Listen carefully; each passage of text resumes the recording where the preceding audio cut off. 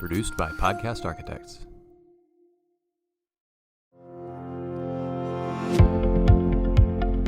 Welcome back to another episode of The Path Forward here at TASA Midwinter in Austin, Texas. I'm your host, Dr. Rick Fernandez, and I have a very special guest and friend, Dr. Michael Webb, Chief Academic Officer, Tomball ISD. Welcome. Thank you, man. It's been maybe a few years, but it's nice to see you. Have I aged? Well, no, because I see you every week on Twitter and this podcast. I have been I haven't seen you.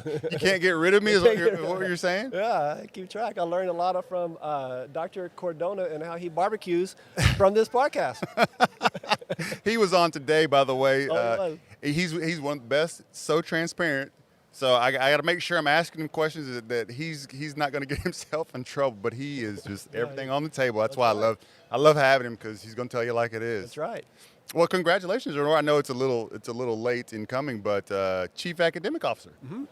Yeah, thank you. Transitioned into the Chief Academic Officer about a year ago, last fall semester. So maybe about a year and a half into it now, but.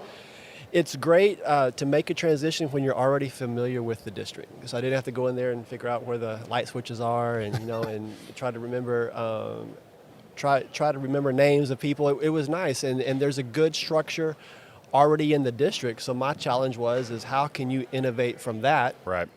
So we've taken this concept and we have embedded it within our literacy plan of looking at the bright spots. So when we look at innovation, it's not about bringing in something new. It's about finding things that you're doing well and bringing that to scale. Okay. So if you remember, a few years ago, you and I, we traveled out to California, went to the Apple campus. Right. One thing I took from that visit is they said that the future is here, it's just not well distributed. And so we're kind of taking that concept in Tomball and looking for bright spots. The future is here. I mean, we have some of the most effective teachers and teaching practices and routines and strategies, I think, that you can find anywhere. No question. It's just not at scale. That's right. So what we did with our literacy plan, we launched it at the beginning of this school year, was we went around and we have videoed and we've documented and we have captured in a framework what are the most effective teachers doing. So when you come into our system, if you're a new principal, if you're a new teacher, what do we believe about literacy? And it's not anything new. It's about what has worked in the district. So, there's been a big hubbub about literacy and some of the tried and true, or what we thought was tried and true practices. How does that come into play when you're evaluating how do we teach literacy? How do we teach reading and writing and phonics and all of those things? What do you lean on to kind of guide the ship? Yeah, so in Tomball, there's a lot of autonomy in the classroom. Right. We don't have scripted lessons. We do have a scope and sequence. We do have a framework that teachers work within. We are not anchored by any one textbook in any content area throughout the district. So we have a lot of resources that are available to teachers, but I always go back to those 4 PLC questions. What is it that we want kids to know? How do we know that they have learned it? What do we do if they don't? And what do we do if those kids that already have?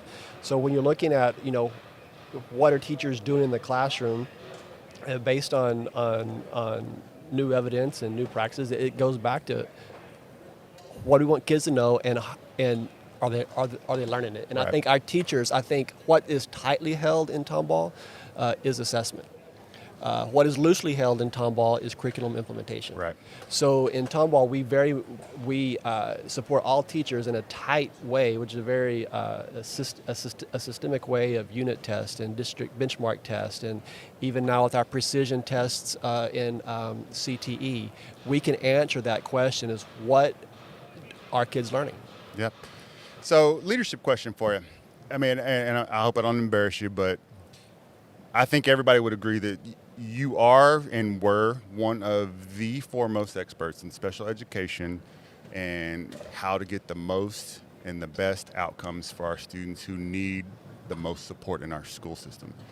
How do you go from knowing it like you do and being able to serve students and teachers like you do to now broadening the scope and understanding that's a piece of it, but now there's so much more? Well, the whole world is an art now. We've got different perspectives, and And in special education, since the beginning of special education, we've always have had to listen to parents as partners in education to develop that IEP. I think some people may be struggling now in leadership roles because you do need to be responsive. We should have always been responsive to parents, but parents are there now. Yep. And the whole world is an art. I mean, I think my leadership skills, was not as a campus leader. It came through special education, director of special education, but it always, if you're in special education and leadership in special education, it always has been working to reach consensus from a group. And I think now, more so than ever, leaders have got to be able to listen to the communities, respond to them, find common ground, stand strong when you need to, but be able to communicate that. But really, that's what an art is. Yeah. And that's what we've been doing for a long time. And I think that positioned me better for this point in time that we are in public education. What's been your biggest stretch or the biggest push outside your comfort zone in the new role? Leading areas in which you have not had experience, Yeah. such as CTE, such as library sciences, such as ag. But there is a lot, and I think so if we just take CTE, we've able to in the last year we've been able to expand our programs of study. We've included now cybersecurity, aviation, legal, law enforcement. Next year we will have rolling out our new P-Tech, which will be a part of Tomball Star Academy, and I think that the innovation that has been a part of our CTE vision helped well, because in special education you always have to change. You can't never really sit back on what you've done before. Right. And so I really have learned and learned from the best, and Bob Thompson and Carla Sandoval and our CTE teams. Absolutely. I think that we have formed a good team, and we're able to get these new offerings out to kids, and kids are signing up, and kids are starting to access a more coordinated pathway that will help them after high school. Have you found, and we work together, I love CTE. Have you found that part of our path forward to making CTE almost rebranding is how do we take these programs that our parents and even some of us as leaders have experienced, and what we experience in the classroom in high school or even in college is not near what the experience is now, and not near the technology, the ability to have certificates and all these different opportunities. That's not how we experience. So our mental model of it as parents, and I say we as our generation, is way different. And I felt like there's been a stigma of CTE is for the kids that aren't going to college. And that is absolutely not the case. It's part of our issue. How do we make sure our parents, and then as a byproduct, our students understand what it truly is? I look at CTE the same way I look at athletics, and the same way I look at basketball or football. I think that there are kids that are more engaged in school than they would have been otherwise because of basketball, or they're more engaged in school than they otherwise would because they are on the football team.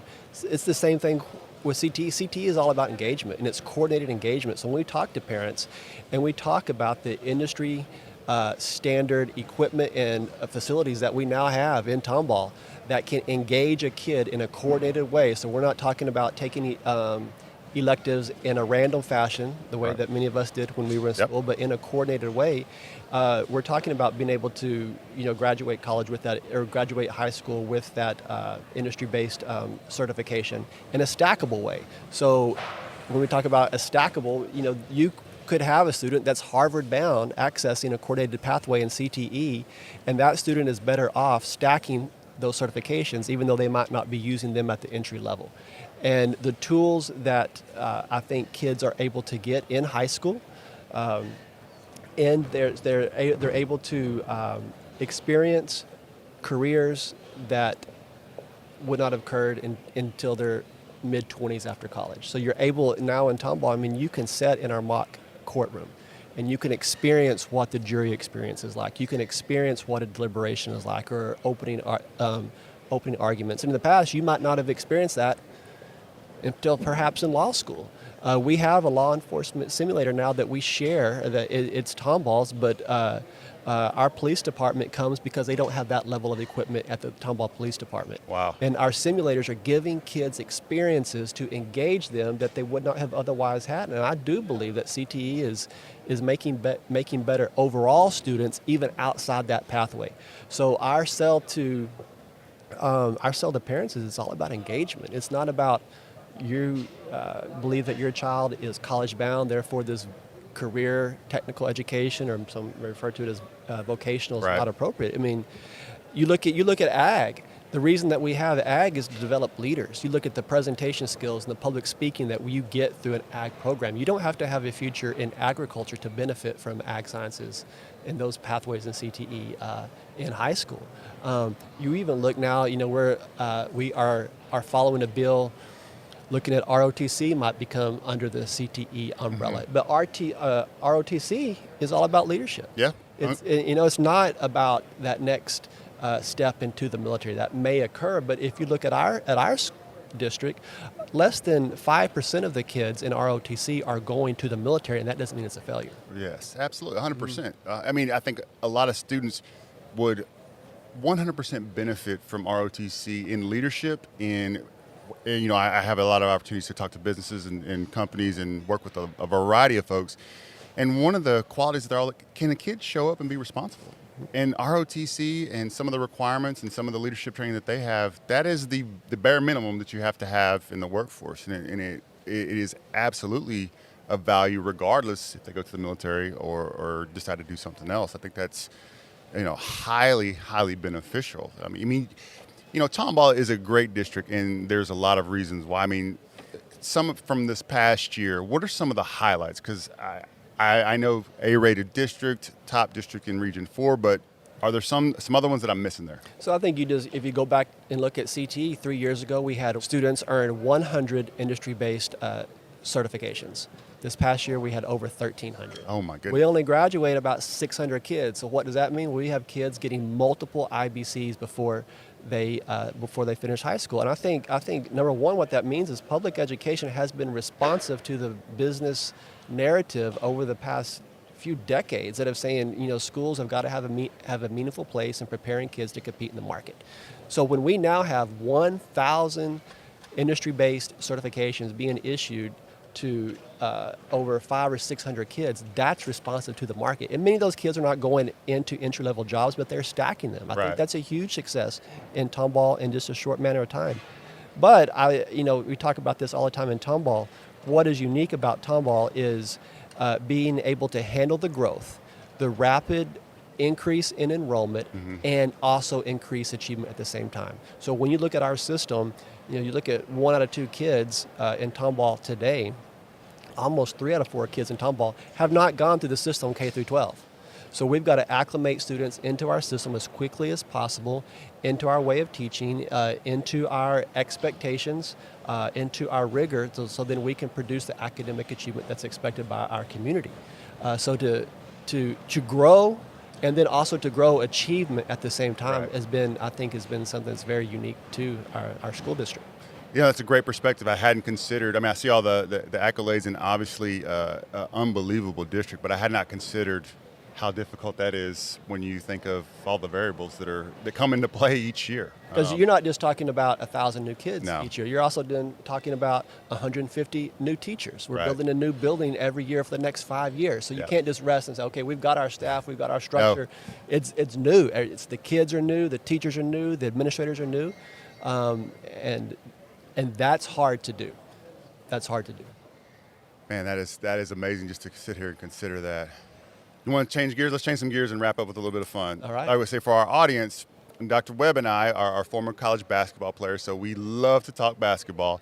I was watching ESPN the other day. They were having the debate of debates that's been going on for a while, right? So Jordan versus LeBron, who is the best? I've always been a Jordan guy, but I thought about it, and I've come to a different realization on it. So first I'm going to ask you, what is your take? Jordan or LeBron, greatest basketball player of all time? Michael Jordan, 10 days out of 10 days. Twice on Sundays. And give me a couple of reasons why. I think, and I'm not saying that LeBron James might be a better player, might have the higher credential at this point, that has had a longer career. I like the way Michael Jordan competes. Right. I like his killer instinct. I like the way he focuses on, in a laser type of manner, improving, winning, and improving the people around him. Of course, LeBron is a competitor. I don't know if he has what MJ had as a competitor. Okay. And when you also look at Michael Jordan, which I think, what draws me more to Michael Jordan, who else is in the, always in the discussion, the best basketball player ever, and was also rated a number of times the best defensive player in the. Right. Okay.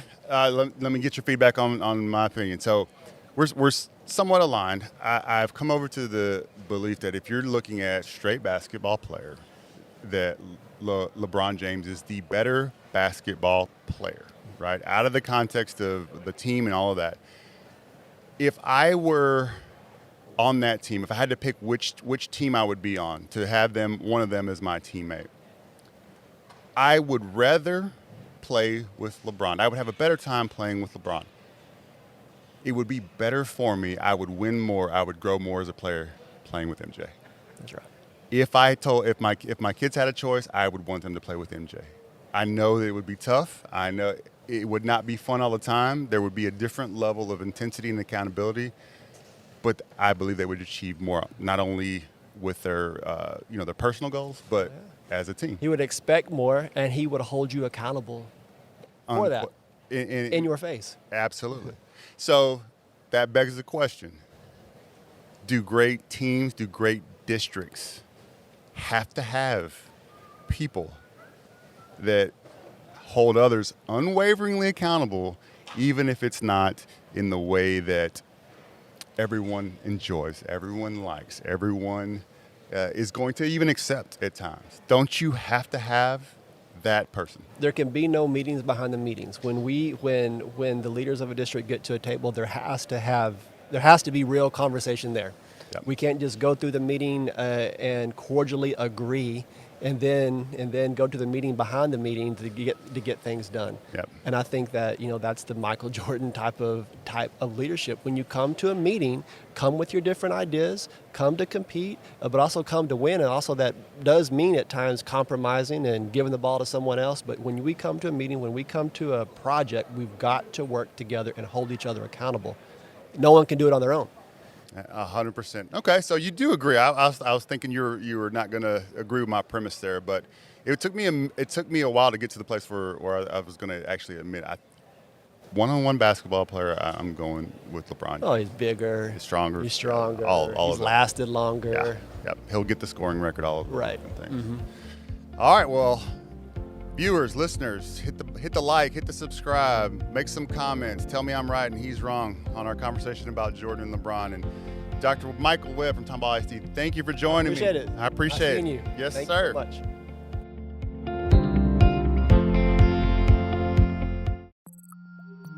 Produced by Podcast Architects.